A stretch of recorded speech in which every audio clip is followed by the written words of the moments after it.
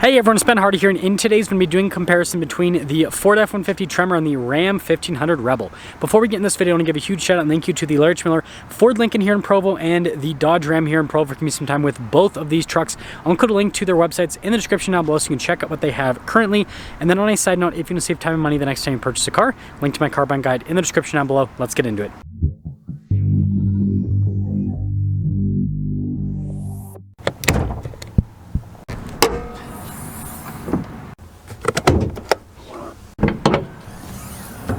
Starting the Rebel, we have a naturally aspirated 5.7 liter Hemi V8 that goes through an 8-speed automatic transmission. Fuel economy 17 around town and then 22 on the highway, with power outputs being 395 horsepower and then 410 pound-feet of torque.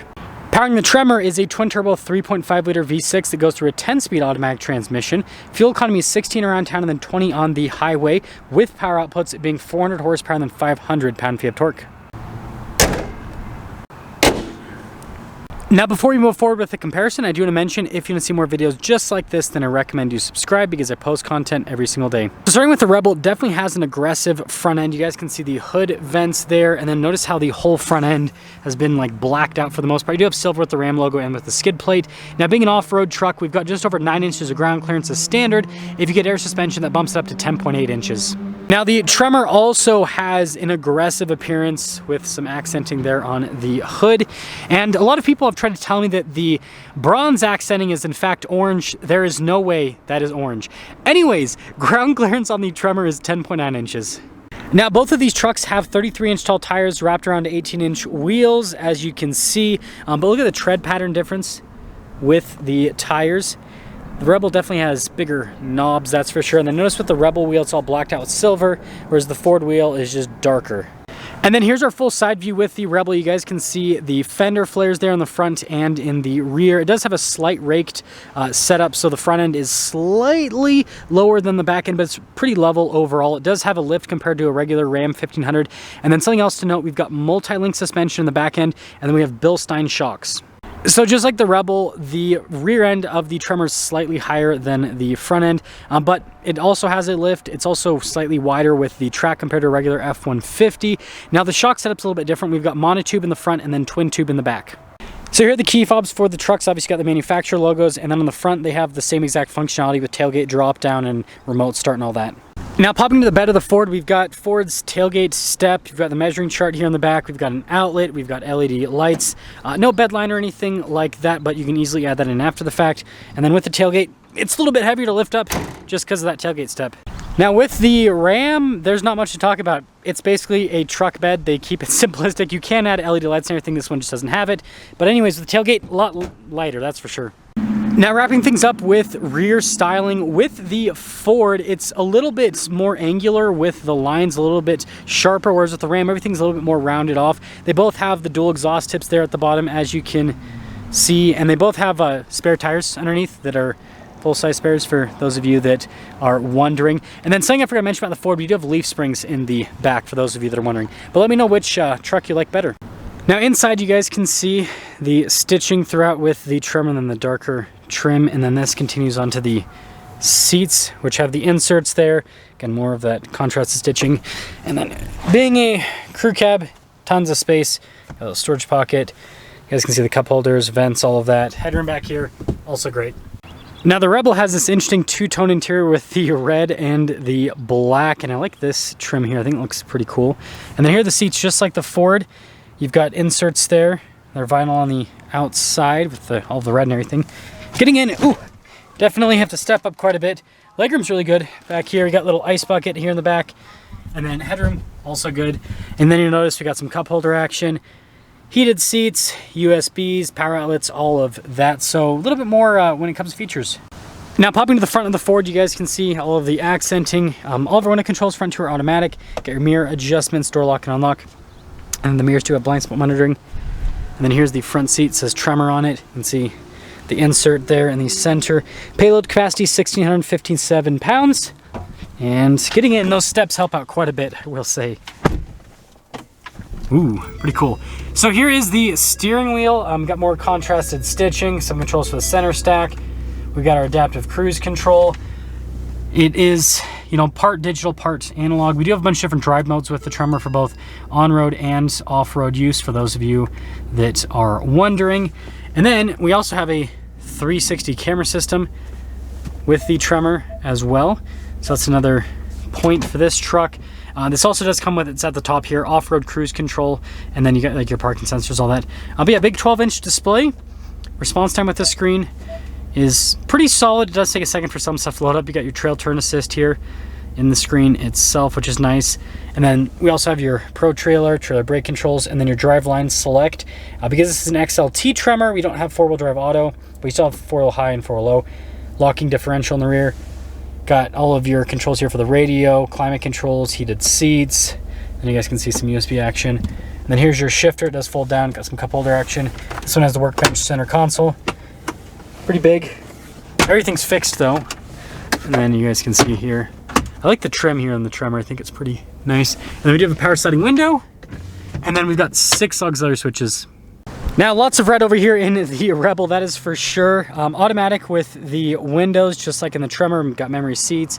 You've got the trailer tow mirrors, so these ones flip up. No blind spot ring with these ones.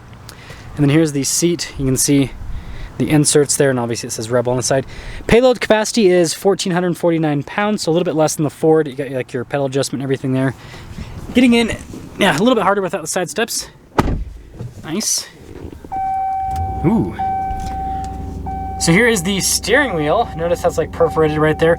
I do think the steering wheel looks cooler than the one in the Ford. And then you got just regular cruise control, not adaptive. You got some controls here for the center stack. And speaking of center stack, full digital gauge cluster here in the Rebel. So this is a little bit cooler than what we have in the Ford. You can see the off-road stuff here, navigation screen, and then you can change it from analog to digital with the gauge cluster, whichever you prefer. Now I'm guessing this one just has a backup camera. Yep. So just a back camera, you can get 360, but this one just doesn't have it.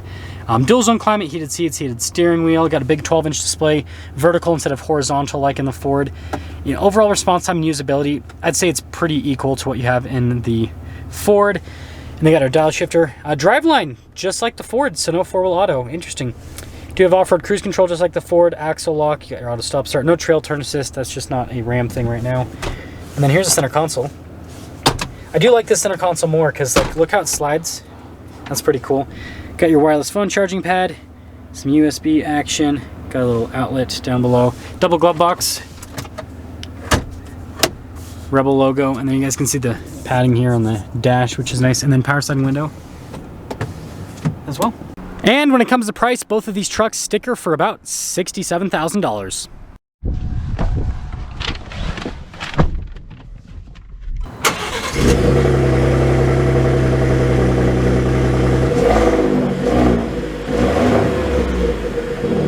Okay, well, let's set off in the Tremor here and see what it's like. So, first off, the EcoBoost right off the bat, it's strong. Really good torque here at high elevation. Suspension smooth. And this thing I love about off-road trucks is because they have such big all-terrain tires, it makes the ride quality really good because, again, all that sidewall on the tires kind of acts like a secondary shock absorber.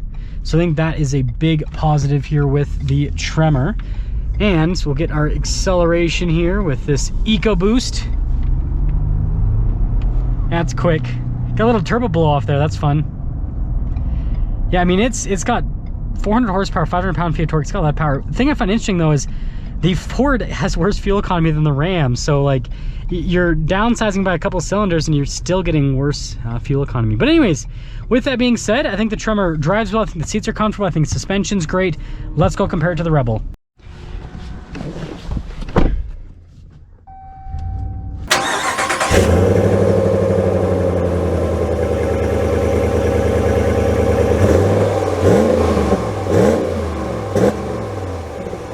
Okay, so setting off in the Ram Rebel. And right off the bat, you can feel a difference between the leaf springs and the multi-link.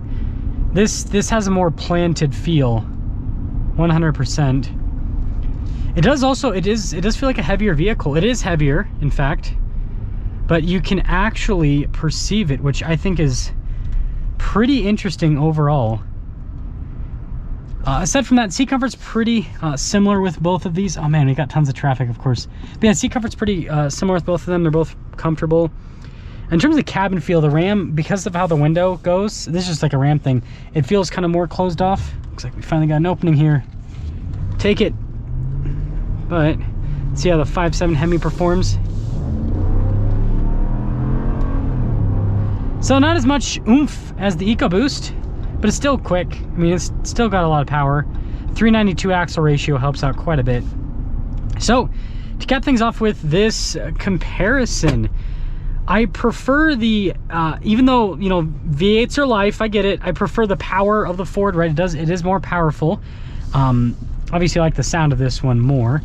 Driving characteristics, it's kind of mixed. The Ford handles better. It has a lighter feel, which I like, but then I like the planted feel that this has. So there's kind of benefits and downsides to both.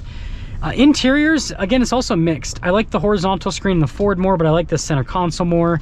I actually like the dial shifter, to be honest, because it, you know, it clears up space. And then I do like Ford's windows, how they kind of go down. That's just a kind of a random point. I don't know what this Santa Cruz is doing, but we're gonna get around them. So yeah, I mean, honestly, it'd be a tough choice between them. $67,000 for either of them. Let me know which one you guys would choose, but like I'm not just copping out to cop out, but like I'm serious. I'm honestly not sure which one I would choose, because I like them both for different reasons.